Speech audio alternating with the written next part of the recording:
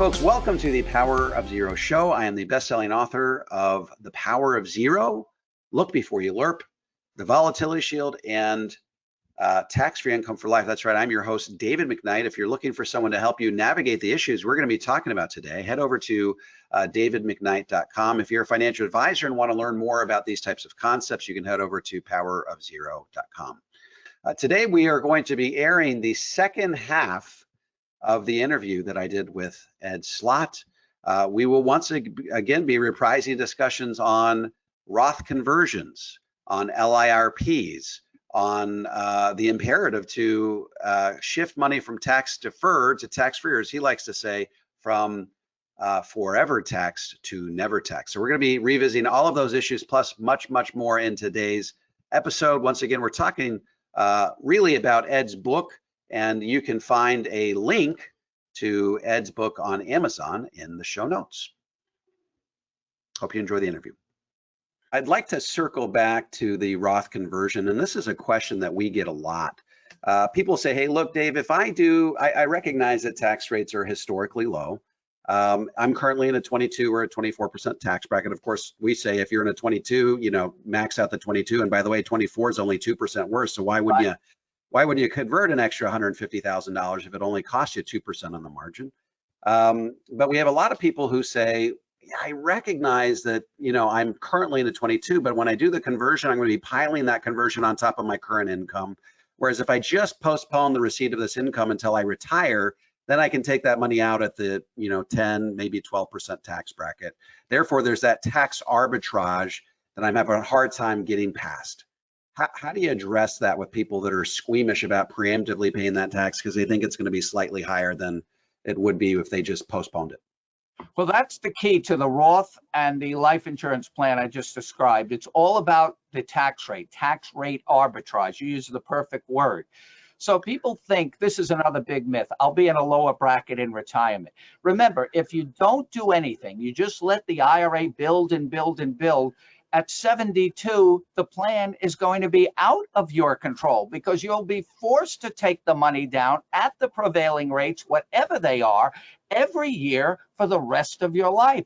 And what I've seen happen over the years for the very people that think that they're going to be in a lower bracket. I've been doing tax returns for years for people. Don't do it anymore, but and they would say, how is this possible? We finish off the return. My income's higher than my best working years. Well, you got this large IRA, these RMDs are throwing off, and every year you get older, they go up. So your tax bill goes up. So that's kind of a myth, but it's a myth and a problem for another reason. For married couples, they never think that one spouse is going to die first. Now, here's a bold prediction from me. I found with couples, one spouse usually dies first. When that spouse dies, the other spouse becomes a single taxpayer, yet they have virtually the same assets and the same income, maybe other than the adjustment in Social Security, but at much higher rates. Now they're at top rates. Plus, if they don't do something about it, you're still back to this cloud of uncertainty of what future tax rates will really be. If you could lock it down now, and that means paying some tax now, then you can sleep at night. You never have to worry about it again. Right. And another thing that I've noticed, and you may have noticed this as well, is that once people retire, they don't automatically adopt a rock star lifestyle and start spending extravagantly. If they accumulated a lot of money up to that point, it's probably because they were pretty strict with their spending. And so they don't all of a sudden start spending at really extravagant levels. And so they have to also remember that if they don't pay tax at their rates, be it 22 or 24 in their lifetime, that, like you rightly said, they will be forced to spend that money down over, or at least their heirs will be forced to spend it down, or at least realize it as income over a 10-year period. And you do the math on this, Ed. If your single child inherits $1 million IRA and it's growing at 6.5%, they're going to have to realize $130,000 of income per year for 10 years, and it's going to be piled right on top of all their other income, which will be at a period in time when they can least afford to pay the taxes, when tax rates are likely to be dramatically higher than they are today. So if there's any thought that there could be some money left over by the time you die, then paying taxes at those 22 and 24% tax brackets today makes a whole lot of sense. Plus the beneficiaries, they might be 50 or 60 and they're in their own top earnings years. So to pile on that, now the way the 10-year rule works, you don't have to take it every year for 10 years. You can put it in whenever you Sure. want. But still, at the end of the 10th year, that the whole pile will be taxable. See, this is where a Roth conversion, like I was just talking to an older client of mine, a doctor, and she was going to do Roth, and she did do very large Roth conversions. Based on our conversation, I said to her, what you're doing, she says, I will never need this money. I like the idea, and one of the big benefits of the Roth of no required minimum distributions during your lifetime. And you still have the 10 years after death. She liked that idea, but she felt she was doing the Roth conversion for her children and grandchildren. So in effect, the money she was paying in tax to convert at even at her bracket, still, you still get the benefit of the lower rates. That money is like a gift she's giving. That's how I explained it to her. That's a gift you're giving to your children and grandchildren. You're paying a tax that they, if you didn't do anything, would have to pay at their own rates sometime in the future or at the end of the 10th year. So what you're doing for them is giving them a free account, a tax-free account. And even with the 10-year rule, if they don't need it, they can keep it growing and accumulating for at least the 10 years and take it out at the last day of the 10th year, all that accumulation tax-free. Now, this can be coupled, this strategy, which I did with her, not that I sell life insurance, but with her own life insurance guy. We coupled it with a life insurance policy. Why? In that case, she wanted to make sure, when I explained the 10-year rule, she says, I want to make sure they don't dip in for 10 years. I said, well, give them the tax-free life insurance. That'll keep them going for the first 9 years. And that's all tax-free. So what we're doing, and this is the whole theme, if you want to say the secret to my book, The New Retirement Savings Time Bomb, get rid of that tax bill now. Leverage tax-free vehicles. So what she did is leverage on leverage, tax-free on tax-free. Larger inheritances, more control, less tax. Ed, we are at, as you and I both know, we're at a period of historically low tax rates. Tax rates, I like to call it, I like to tell people we are in a rising tax rate environment, right? And in a rising tax rate environment, it makes sense to preemptively pay tax on all of these highly taxable tax deferred accounts and get the money moved to tax free. Yet, when you look at the numbers, you've got 95% of all retirement dollars are in tax deferred investments, and only about 5% are in tax free investments, which is astonishing given that, when I do my roughly 90 speaking engagements per year in a non-COVID reality. I ask rooms full of people, how many of you guys think tax rates are going up? And everybody raises their hand. They all raise their hand. They can even tell you why. And I say, how many of you have the lion's share of your assets sitting in tax deferred vehicles like IRAs and 401ks? And all their hands go up. Right. And so there's this massive disconnect between what people think and what they're actually doing. Why do you think that people are so loath to preemptively pay that tax and execute these Roth conversions when the math and the fiscal landscape clearly bears that out? Why are people dragging their feet on this? It's counterintuitive. And I mentioned that, like I said, again, that's the theme of my book. I call it the secret. The secret to keeping more and paying less is to pay the taxes up front. But people cannot bring their head to that. They say, how could I get this question all the time. How could you keep saying I'll have more and my family will have more and more of it will be tax free? How can you say to do that means paying? Why would I pay tax now? And that's the secret. To have more later, you pay some tax now. And if you think about it, all the good things in life you pay for up front. It's the bad things you pay for and cost a lot more later. Let me go back, since I'm a big dentist. With my teeth. Is a horror show. My dentist retired. I say, why on earth would you retire? I am your annuity. You'll have me forever. I mean, between the implants, the root canals, and everything. So I use that analogy. If I took better care of my teeth and brushed them and did all the things you're supposed to do in your 20s early on. So if you take care of the problem early, And the tooth analogy is a good one, because if you don't take care of it, the problems become not only more painful later on, but way more expensive.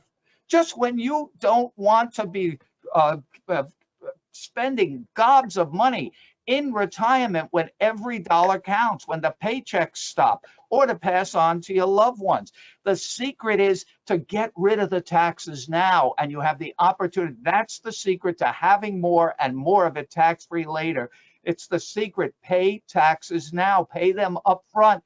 It's like paying off a mortgage on your home. Nobody thinks that's a bad idea. The last thing I wanted to address with you is, can you tell my listeners how has this whole dynamic changed as a result of COVID and the COVID spending? What has 2020 done to this discussion? Well, people are running to their estate planners. That I know for sure. In fact, not for any reasons, but I updated my estate planning just last week for new powers of attorney. Matter of fact, I added, it's a little off topic, digital powers. That wasn't in my last will, and power of attorney to get into financial accounts and things like that.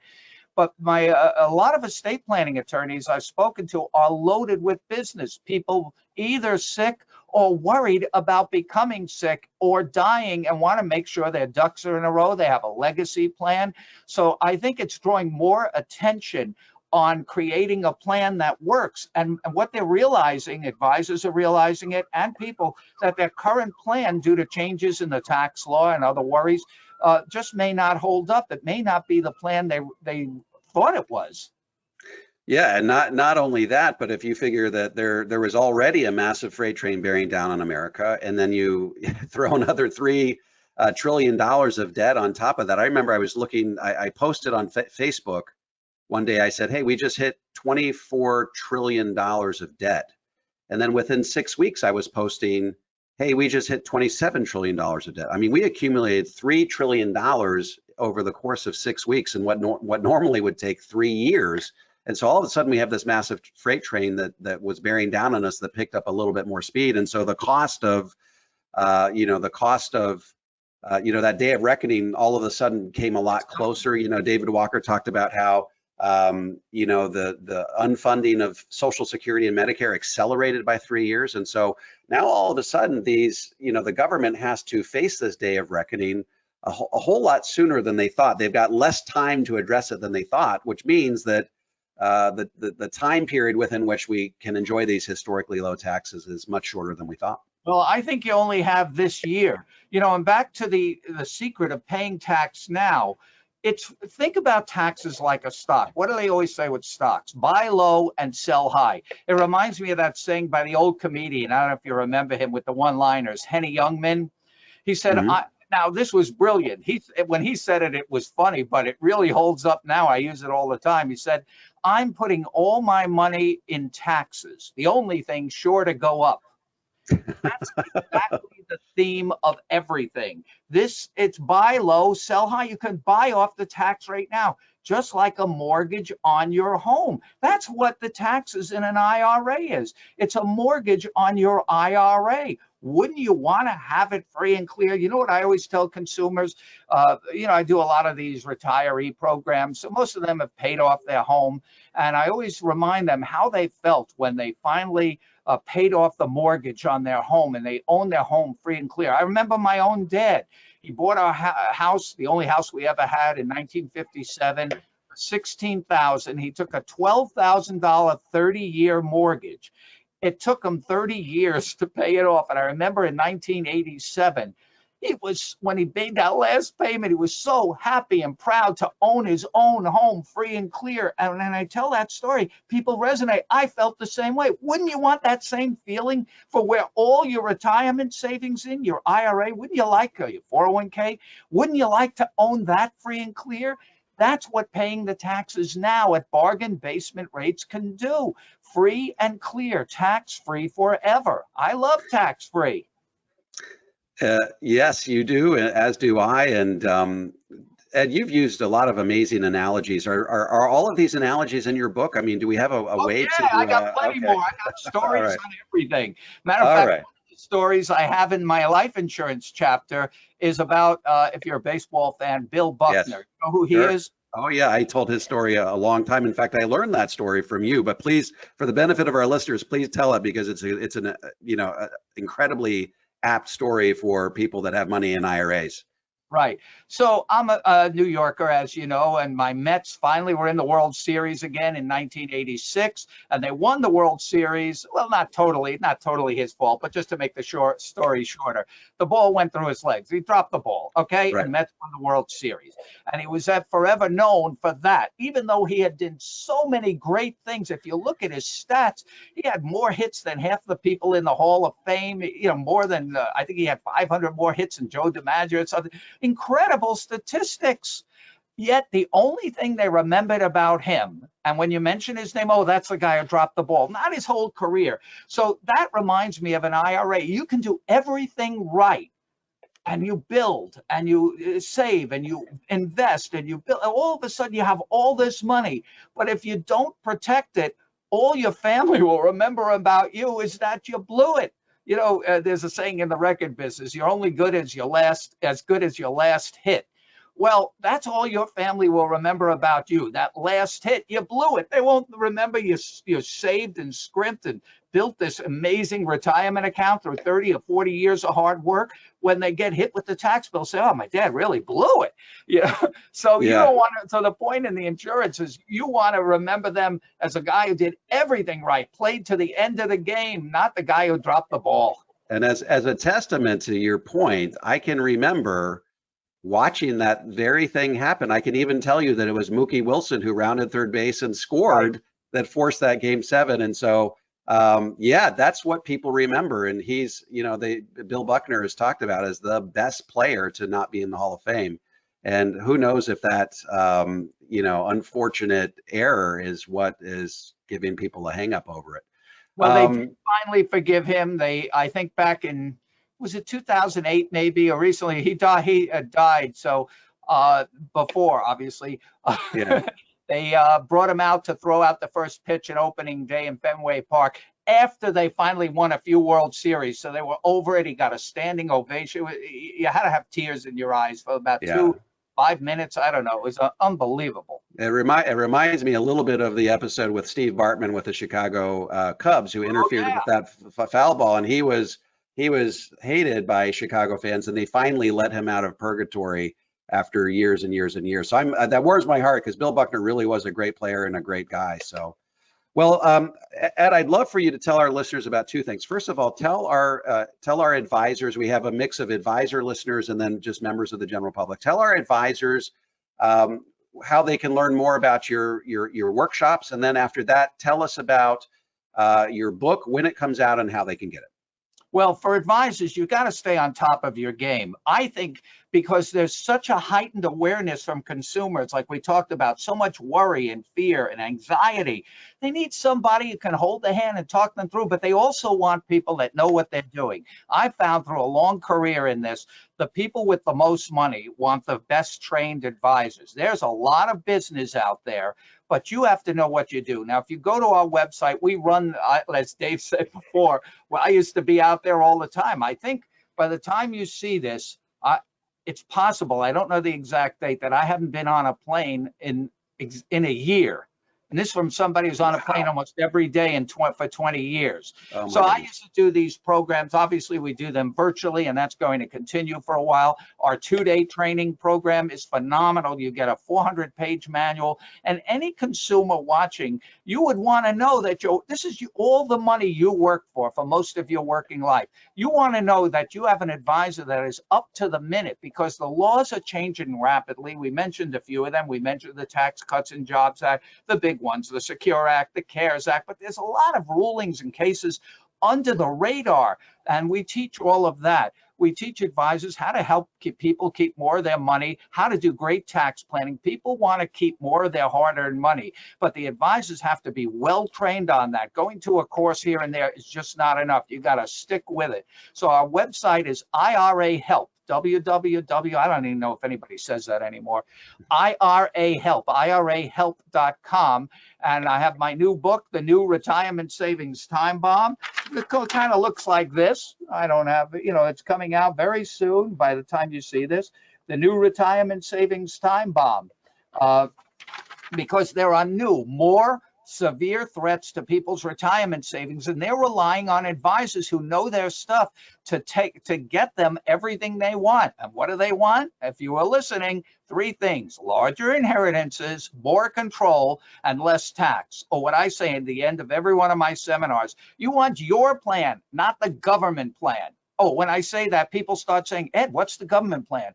That's doing absolutely nothing and letting it happen to you. You control your rate, and you also control which advisor you work with. And I would tell you to only invest in an advisor that invests in their education, because this is one chance. The rules, these are complex tax rules. I've studied them for over 30 years. But probably some of the most complex tax rules in the whole tax code. But you have to know that to secure your financial future. And the problem with a lot of these rules, they're very rigid and unforgiving. So you have to get the right answer the first time. I've seen people lose their whole retirement savings on a poor rollover, for example. Something as simple as that. Oh, I didn't know I blew the once per year rollover rule, or a whole bunch of different things. I've got it covered every which way. Over 400-page book, The New Retirement Savings Time Bomb. It's fun to read, as Dave knows, because he's seen the versions I've had over the years. It's fun to read a lot of those analogies and stories to make key points and to give you a plan. You can jump in everywhere. The idea is this is a complete action plan to help you make sure your IRAs, 401ks, or other retirement accounts are not depleted by taxes by the time you need to use them in retirement. Never forget, these accounts are tax deferred, not tax-free, but you can make them tax-free. Not tax-free yet. They're loaded with taxes. That building, growing, compounding debt. Something has to be done about it. So for the advisors, get educated, get visible, and get remembered the right way. And for consumers, get an advisor that knows what they're doing and hold on to them for dear life. Thank you, Ed. It's been such an honor to have you on our show. I feel like when I talk to you, I'm talking to a kindred spirit, and that we are really, we're really mind melding on all of this stuff that is, these are financial truths that we're trying to take to 78 million baby boomers who have the lion's share of their retirement savings squirreled away in 401ks and IRAs, and they have no idea what's awaiting them unless they start to take some preemptive action and do it right now. So Ed, thank you very much for your time. We appreciate you being on our show, and we hope to have you back soon. All right, thanks, Dave. All right, take care. Okay, folks, I hope you enjoyed that as much as I did. Again, if you're not convinced that tax rates are going up, if you're not convinced that there is massive urgency behind getting dollars shifted from tax deferred to tax free, I don't think that there's anything that can motivate you at this point. So once again, a hearty thank you to Ed Slott for taking time out of his busy schedule to talk about his new book and to share with us all of those amazing stories and analogies and anecdotes that provide further fuel and motivation for getting dollars shifted from tax deferred to tax free, or as Ed Slott likes to say, from forever tax to never taxed. If you are looking for someone to help you navigate these things, once again, head over to davemcknight.com. If you're an advisor that needs help, head over to powerofzero.com. Thanks for being with us. We will look forward to chatting with you same time next week.